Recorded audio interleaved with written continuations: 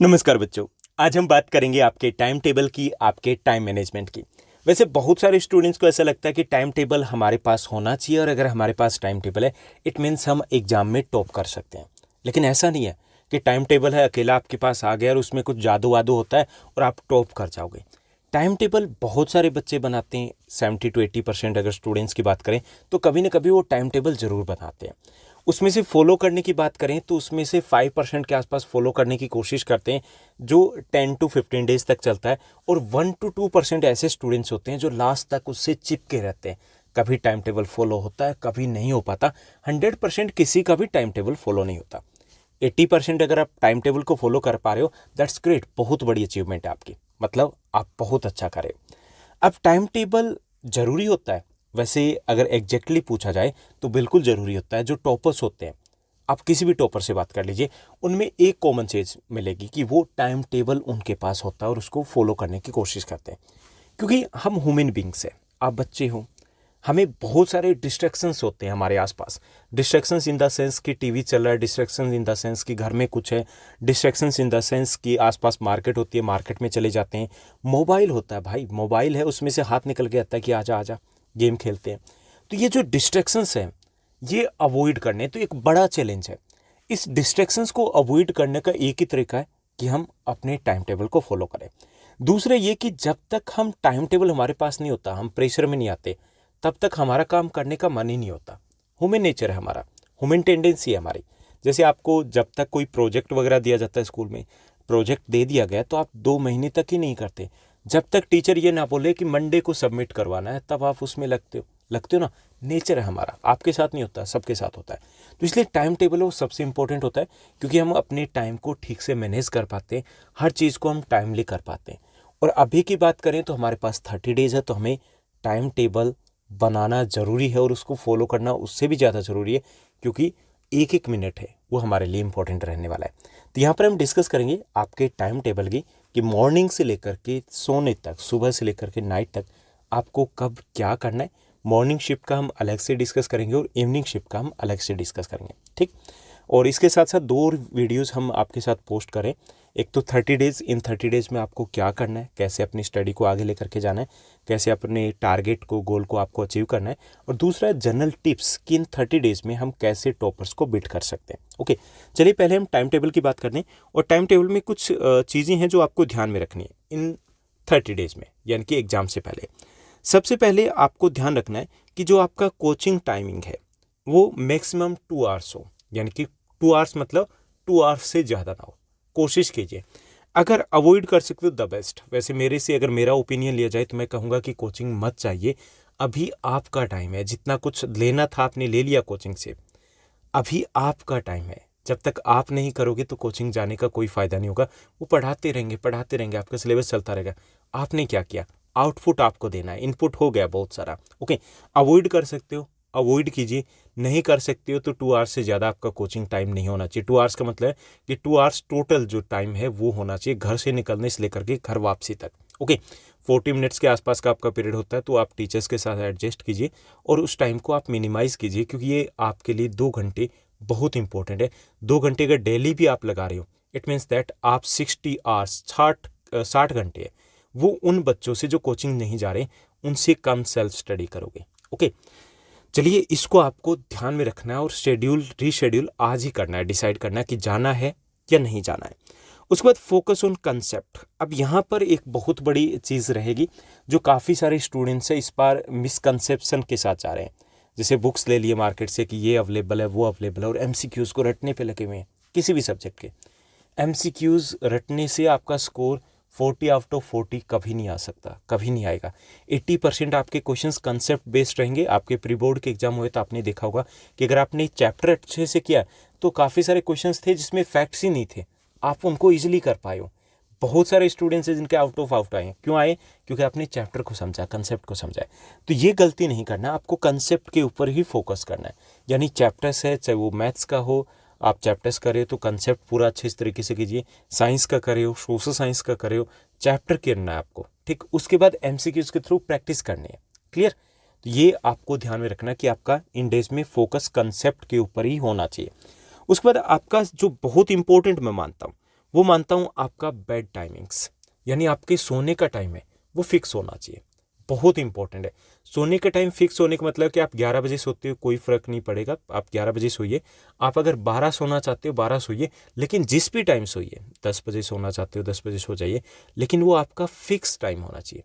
Fix time का मतलब ये है कि जब फिक्स टाइम होता है, हम फिक्स टाइम उठते हैं, तो लगभग 10-12 दिनों के बाद हमारा रूटीन बिल्कुल सेट हो जाता है और हमें दिन में उबासियाँ नहीं आती। हमें ऐसा नहीं लगता कि हम लेज़ी फील कर रहे हैं, टायर्ड फील कर रहे हैं। अदरवाइज़ क्या होगा कि जब आपका टाइम अगर फिक्स नहीं है, आपने खुद भी देखिए, एक बार चेक करके देखिए कि आप किसी दिन सो जाइए लेट, लेट उठिए, आप 10 घंटे सो गए, ओके, उसके बाद भी आपको लगेगा कि आज तो मन नहीं है पढ़ने का, लेज़ी फील करें।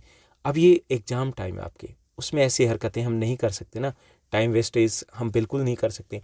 तो अपना बेड टाइम है, जो सोने का टाइम है, वो आपका फिक्स होना चाहिए। क्लियर?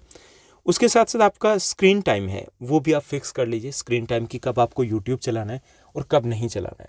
सजेशन तो ये रहेगा, मेरा जो ओपिनियन ये रहेगा कि इस टाइम पीरियड के दौरान आप वीडियोज़ को अवॉइड कीजिए। जैसे आप इंस्टाग्राम की रील देखते हो या मोज ऐप देखते हो, तो उनको आप अवॉइड कीजिए। यूट्यूब पे देख सकते हो, आप अपना कंटेंट चैप्टर वगैरह देख रहे हो, बाकी इन दोनों को आपको अवॉइड करना है। अनइंस्टॉल कर सकते हो, दैट्स ग्रेट, बहुत अच्छी बात है, कर दीजिए। ओके, नहीं कर सकते तो भी आपका स्क्रीन टाइम में है वो फिक्स होना चाहिए कि किस टाइम आप डिनर टाइम में कब लोगे। उसके बाद रात को बिल्कुल भी डिनर टाइम के बाद आपको हाथ नहीं लगाना है। सुबह सुबह आपके पास मोबाइल होना ही नहीं चाहिए, अलार्म होनी चाहिए। स्कूल जाने से पहले या फिर पहला जो 2 घंटे का आप सेशन दोगे, उससे पहले आपको मोबाइल को छूना ही नहीं है। Okay, clear? तो ये छोटी सी 4 टिप्स रहेगी जो आपको ध्यान में रखनी है, तभी हम टाइम टेबल को सक्सेसफुली ठीक से फॉलो कर पाएंगे या उसको प्रोडक्टिव बना पाएंगे।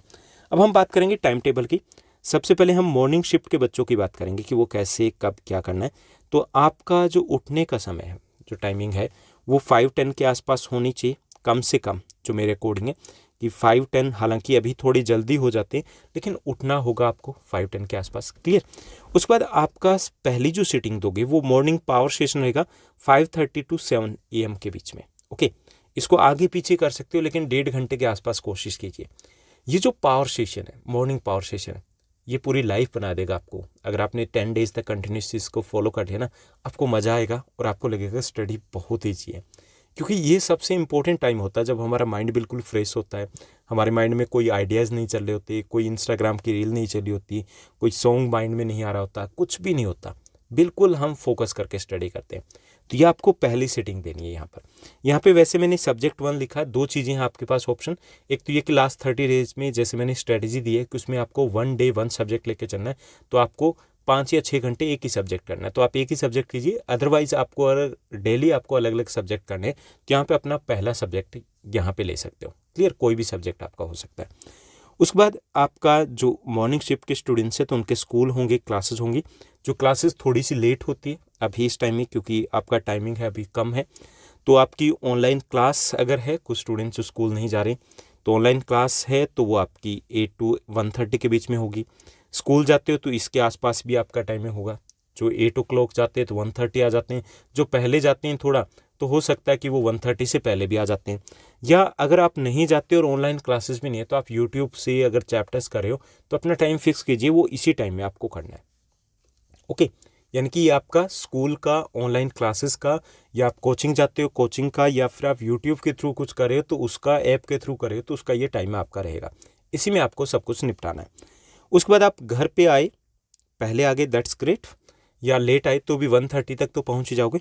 1:30 to 2 के बीच में आप अपना लंच ब्रेक लीजिए, और उसके बाद आपका रेस्ट आ रहेगा 2 to 3 के बीच में। यानी कि आराम से मज़े से करेंगे, हम चिल पिल करते हुए करेंगे, कोई भागा दौड़ नहीं है, फिर भी आराम से होगा।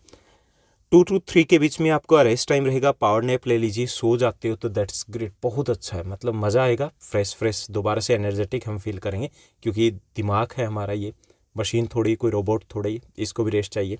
ओके, उसके बाद सेकंड सीटिंग देनी है आपको। सेकंड सीटिंग कब देनी है? 3 से 4, 3 to 4 के बीच में देनी है। ये आपका क्लास टेस्ट प्रिपरेशन रहेगा। ओके, क्लास टेस्ट प्रिपरेशन मतलब जो स्कूल में बच्चे जा रहे हैं तो उनके क्लास टेस्ट, यूनिट टेस्ट या कुछ भी ऐसा चल रहा होगा जो आपको वर्क दिया जाता है लर्निंग का, तो वो कर लीजिए, क्योंकि वो भी आपके प्रिपरेशन वाला है। ओके, उसको कीजिए, करना ज़रूरी है ना, उसको कीजिए। अगर कोई नहीं जा रहा तो अपना यूट्यूब के थ्रू कोई ऑनलाइन क्विज या ऐसा कुछ कर सकते हो, या सैम्पल पेपर क्वेश्चन है वो सॉल्व कर सकते हैं, तो वो कर सकते हैं। जो नहीं जा रहे, जो स्कूल जा रहे हैं, वैसे मैक्सिमम बच्चे हैं स्कूल जा रहे हैं, तो अपना क्लास का जो भी वर्क आपको मिला है, जो भी एग्जाम होना नेक्स्ट डे, तो उसकी प्रिपरेशन कीजिए। ठीक, उसके बाद जो आपकी थर्ड सिटिंग रहेगी, थर्ड सिटिंग जिसमें हम सेकंड सब्जेक्ट को फॉलो करेंगे, वो है आपका 4 to 5:30 के बीच में, यानी कि 1.5 घंटा हम पहले सब्जेक्ट को मॉर्निंग में दे चुके हैं, दूसरा जो 1 hour 30 minutes यहाँ पे देंगे हम सब्जेक्ट 2 को। ओके, 1.5 घंटा वहाँ हो गया और 1.5 घंटा हम यहाँ पर दे रहे हैं, 3 घंटे के आसपास हो गए, तो इतना काफ़ी रहेगा। और अगर सिंगल सब्जेक्ट लेकर के चल रही है तो 3 घंटे यहाँ पर हमें मिल रहे हैं। ओके, उसके बाद आपका 5:30 to 7 PM के बीच में आपका फन टाइम रहेगा, चिल कीजिए, मस्ती कीजिए, मोबाइल को यूज़ कीजिए, स्क्रीन टाइम है आपका, फ्रेंड्स को कॉल कीजिए, पार्क में जाना है पार्क में जाके आइए, और घर वालों के हाथ बटाना है काम धंधे में तो वो आप कर सकते हो। ओके, यानी कि आपको बीच में ब्रेक भी चाहिए तो वो ब्रेक आपको मिल जाएगा। उसके बाद 7 to 8 के बीच में आपको 4th और 5th सब्जेक्ट, ये अल्टरनेट डेज के ऊपर कर सकते हो। हिंदी को आप 3 days कीजिए, 3 days आपको इंग्लिश को कीजिए, और अगर आप सिंगल सब्जेक्ट की स्ट्रेटजी को फॉलो करें, जो मैं प्रेफरेंस दूंगा कि वही स्ट्रेटजी को फॉलो कीजिए, तो आप यहाँ पर 1 घंटा आप कर सकते हो। ठीक, यानी कि यहाँ पे आपकी टोटल स्टडी है 4 घंटे सेल्फ स्टडी होगी और 1 घंटे आपका स्कूल का हो जाता है, जो स्कूल का आपने वर्क किया है, तो ये 5 hours आपके अब तक हो चुके हैं। उसके बाद 8 to 9 के बीच में आप अपना डिनर ब्रेक कर सकते हो आराम से, 1 घंटा काफ़ी है, थोड़ा सा रिलैक्स भी हो जाओगे।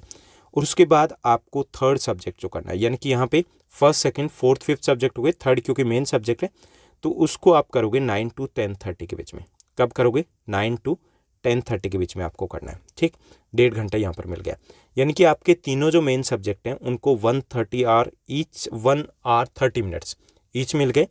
और आपका जो सेकंड और फोर्थ और फिफ्थ सब्जेक्ट है, जैसे हिंदी और इंग्लिश हो गया, तो उनको आपको ये मान के चलो कि 30 minutes के आसपास मिल रहा है डेली, यानी कि 1 घंटा मिल रहा है ना दोनों सब्जेक्ट को।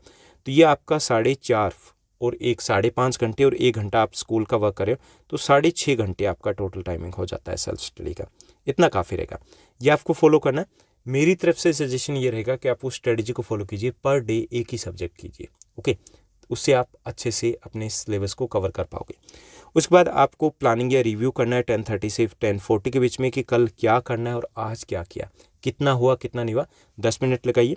उसके बाद थोड़ा बहुत इधर उधर टहलोगे, पानी पीना है। ये 11 बजे आपका बेड टाइमिंग होना चाहिए, आपको सो जाना है क्योंकि सुबह जल्दी भी उठना होता है। ओके, तो ये आपका रहेगा मॉर्निंग शिफ्ट का, इसमें कोई किंतु परंतु नहीं है। कोचिंग अवॉइड कर सकते हो, अवॉइड कीजिए। ओके, अवॉइड नहीं कर सकते तो भी कोशिश कीजिए कि एक ही सब्जेक्ट की जाए, और थोड़ा बहुत आगे पीछे आप एडजस्ट कर सकते हो। क्लियर? यहाँ पे मैंने 6.5 घंटे आपको टाइम निकाल के दिया है। आपका स्कूल का वर्क भी हो रहा है, आप स्कूल भी जा पा रहे हो, आपका फन टाइम भी है, आपका लंच ब्रेक, डिनर ब्रेक भी सब कुछ मिल रहा है, पावर नैप भी मिले, तो सब कुछ अरेंज करके दे दिया है। ठीक, अब हम बात करेंगे इवनिंग शिफ्ट के स्टूडेंट्स की। जो इवनिंग शिफ्ट के स्टूडेंट्स हैं, क्योंकि उनको टाइम टेबल ईजिली अवेलेबल नहीं होता कि वो कैसे मैनेज करेंगे, तो उनके लिए भी जो वेकअप टाइम रहेगा मॉर्निंग का, वो उठने का टाइम रहेगा 5:10 AM, 5:10 के आसपास उनको भी उठना है, चाहे वो इवनिंग शिफ्ट के स्टूडेंट्स हैं, क्योंकि टाइम को मैनेज करना हमें ठीक से। उसके बाद उनकी सीटिंग, फर्स्ट सीटिंग रहेगी, वो मॉर्निंग का पावर सेशन रहेगा, 5:30 to 7 AM रहेगा, फर्स्ट सब्जेक्ट को आपको करना है। ठीक, ये टाइम आपका एज इट इज़ रहना चाहिए, क्योंकि आपको स्कूल तो जाना नहीं है सुबह जल्दी, हौच पौच नहीं होना चाहिए। ओके, 1.5 घंटा आपको देना, मतलब देना है एक सब्जेक्ट को। अगर आप वो सेम स्ट्रेटजी फॉलो करें कि एक दिन में एक ही सब्जेक्ट करेंगे, तो दैट्स ग्रेट, वो सबसे सक्सेसफुल है इन लास्ट 30 days में, तो वो करें, दैट्स ग्रेट। अदरवाइज आप एक सब्जेक्ट को यहाँ पर कर लोगे। उसके बाद 7 to 8 के बीच में आपका ब्रेक रहेगा, आपको नहाना है या फिर ब्रेकफास्ट वगैरह करना है तो आप यहाँ पर कर लोगे। उसके बाद 8 to 9:30 के बीच में फिर दोबारा से आपको बैठना है, 1 ही घंटा बीच में मिलेगा। उसके बाद दोबारा से बैठना आपको 8 to 9:30 के बीच में, आपको सेकंड सब्जेक्ट को करना है। ओके, सब्जेक्ट 2 को कर लोगे आप। जैसे 9th-10th के स्टूडेंट्स हो तो आपने पहले यहाँ पे मान लीजिए सुबह सुबह सोशल साइंस किया, यहाँ पे आप मैथ्स कर सकते हो, क्योंकि नहा धो करके ब्रेकफास्ट करके बैठे हो, फ्रेश माइंड है यहाँ पर भी। उसके बाद 9:40 से 11 AM के बीच में आप अपना होमवर्क है, वर्कशीट तो अब आपको मिलेगी नहीं इस टाइम में, या आपका रिटर्न का कुछ मिल रहा है, या फिर आपका जो जैसे नेक्स्ट डे आपका उसी डे जो आपका स्कूल में कोई क्लास टेस्ट होना है, तो उसको आप यहाँ पे रिवाइज करोगे, यानी कि आपका होमवर्क है उसके लिए अलग से टाइम निकल रहा है। उसके बाद आपका वाईटी टाइम रहेगा यूट्यूब के ऊपर, ये टाइम रहेगा 11 to 11:30 के बीच में, और अगर आपको 11 to 11:30 के बीच में कुछ नहीं करना है तो आपका ये रेस्ट टाइम रहेगा। ठीक, उसके बाद 11:30 to 12:30 के बीच में आपका फन टाइम लगा लीजिए, या फिर आपको स्कूल के लिए रेडी होना है तो सब कुछ यहाँ पर कर सकते हो। और जिस बच्चे की ट्यूशन है, कोचिंग है, तो यहाँ पर उनकी कोचिंग होगी। ठीक, होता है ना इवनिंग शिफ्ट के, तो इवनिंग में तो आप लेट हो जाते हो, तो इसी वक्त आप कोचिंग जाते होंगे, तो इस टाइम के बीच में आप अपनी कोचिंग को एडजस्ट कर सकते हो, या फिर आप यहाँ पर इस टाइम को रेस्ट टाइम के तौर पर भी यूज़ कर सकते हो। क्लियर, ये आपके ऊपर है। कोचिंग नहीं जाते हो तो दैट्स ग्रेट, सबसे अच्छी बात है। उसके बाद आपकी क्लासेज हो जाएगी, यानी कि 2 सब्जेक्ट हुए हमारे, 2 सब्जेक्ट हमने कर लिए ना, होमवर्क भी हमारा हो चुका है। अब यहाँ पर ऑनलाइन क्लासेज है जिन बच्चों की, जो बच्चे स्कूल नहीं जा रहे इवनिंग शिफ्ट के, या जो बच्चे स्कूल जा रहे तो उनका स्कूल, और जो स्कूल नहीं जा रही यहाँ ही उनकी ऑनलाइन या कोचिंग क्लास है, तो यहाँ पे वो यूट्यूब के थ्रू अगर ऐप से करें तो इस टाइम में करेंगे। ये रहेगा आपका 1 PM टू 5:30 के बीच में आप स्कूल रहते होंगे या ऑनलाइन क्लासेज आपकी लगती होगी। ठीक, उसके बाद रेस्ट टाइम आपका हो जाएगा 5:30 टू 6:30 के बीच में, 1 घंटा आप स्कूल से आने के बाद रेस्ट कर सकते हो। उसके बाद आपका 4th जो सेटिंग होगी वो होगी आपकी 6:30 से 8 PM के बीच में। ये आपके कितनी होगी, 1.5 घंटे की हो जाएगी। हिंदी और इंग्लिश को आप यहाँ पर टाइम दे सकते हो 1.5 घंटे के आसपास, आराम से दे सकते हो। ठीक, यानी कि आप 2 चीज़ें ऑप्शन है, 45 मिनट्स प्लस 45 मिनट्स दीजिए, या फिर आप एक दिन एक सब्जेक्ट को दीजिए, नेक्स्ट डे आप अल्टरनेट डे के ऊपर दूसरा सब्जेक्ट कर सकते हो। एक दिन हिंदी कीजिए, एक दिन आप इंग्लिश कीजिए। उसके बाद आपके 8 to 9 के बीच में डिनर ब्रेक रहेगा, यहाँ पे आप ब्रेक लीजिए। और उसके बाद जो एक सब्जेक्ट रहेगा हमारा, 3rd जो मेन सब्जेक्ट है, वो रहेगा आपका 5th सेटिंग में। ये आपको 9 to 10:30 के बीच में करना है। ये आपका 3rd सब्जेक्ट हो जाएगा। यहाँ पे आप मैथ्स करते हो तो सबसे ज़्यादा अच्छा रहेगा यहाँ पर। ओके, मॉर्निंग में आप सोशल साइंस और साइंस कर लीजिए, क्योंकि यहाँ पे खाने के बाद हमें नींद नहीं आएगी। मैथ्स है, थोड़ा इंटरेस्टिंग सब्जेक्ट होता है, गेम्स की तरह होता है, हम लगे रहते हैं, तो यहाँ पर कीजिए। उसके बाद प्लानिंग या रिव्यू के लिए 10:30 टू 10:40 के बीच में आप प्लानिंग कीजिए, रिव्यू कीजिए, आपने पूरे दिन में क्या किया, कल क्या करना है। तो प्लानिंग अगर करके आप सोते हो कि क्या किया और क्या करना है, तो नींद अच्छी आती है। तो प्लानिंग ज़रूर कीजिएगा, बहुत इंपॉर्टेंट होती है, क्योंकि हम रिलैक्स होकर के सो पाते हैं, एक सेटिस्फैक्शन मिलता है। उसके बाद 11 बजे तक आपको सो जाना है, क्योंकि आपको 5:10 के आसपास उठना भी है दोबारा से। ओके, तो ये आपका टाइम टेबल रहेगा मॉर्निंग और इवनिंग शिफ्ट दोनों के लिए। हाँ, अब इसके लिए सबसे इंपॉर्टेंट रहेगा कि आप ठीक से स्ट्रेटजी को फॉलो करो। दोनों चीज़ें साथ साथ चलेगी, टाइम टेबल प्लस आपकी स्ट्रेटजी कि आपको किस दिन में, कितने दिनों में कितना सिलेबस कवर करना है। तो उसकी वीडियो में पहले ही पब्लिश कर चुका हूँ। 30 डेज़ की जो स्ट्रेटजी रहेगी, 30 दिनों में आपको क्या करना है, तो मैं वहाँ पर 3 रिवीजन आपको दे रहा हूँ कि 30 दिनों में हम 3 रिवीजन मार लेंगे। कैसे मारेंगे वो मैंने वहाँ पर बताया कि किस दिन आपको क्या करना है। इसके साथ साथ एक और इम्पोर्टेंट वीडियोज़ आपके लिए आ रही है, वो है how to score 100% in boards. इन बोर्ड्स में 100% कैसे स्कोर कर सकते हैं। तो यहाँ पे 11 टिप्स की बात की, कुछ गलतियाँ हैं जो आप करते हो, करोगे, और जिनको हमें अवॉइड करना है, और कुछ चीज़ें जो नहीं करते हैं जिनको हमें करना है। ओके, तो ये भी काफ़ी इंटरेस्टिंग इंपॉर्टेंट टिप्स वीडियो रहेगा, ज़रूर देखिएगा। और अगर ये वीडियो अच्छा लगा तो इस वीडियो को लाइक और शेयर ज़रूर कीजिएगा। आज के लिए बस इतना ही। Thank you, bye bye, have a nice day.